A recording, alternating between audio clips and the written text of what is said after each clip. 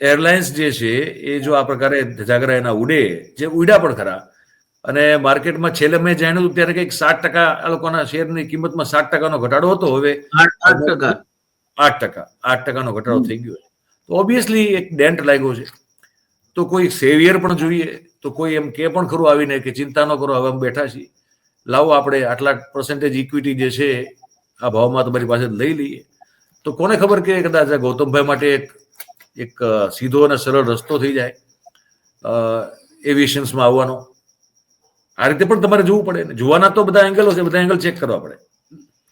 તો આ પણ એક શક્યતા છે કે આ એક ડિઝાઇન્ડ કેઓસ છે, હોઈ શકે, અને સમજી વિચારીને ડિઝાઇન કરવામાં આવ્યો હોય. મેં કીધું કારણ કે સરકારના માણસો બેઠા છે એના ડિરેક્ટર્સ બોર્ડ ઓફ ડિરેક્ટર્સમાં. તો ઓબ્વિયસલી હવે આ અકસ્માતે અથવા અચાનક થયેલી ઘટના તો હું જોતો નથી. મારું મન તો ના પાડે છે. કારણ કે તમે આ બધા જ્યારે પોઈન્ટ્સને એકઠા કરી અને ડોટ જોડો છો તો આપણને ખબર પડે છે કે આવું કંઈ અચાનક રાતોરાત ન થાય.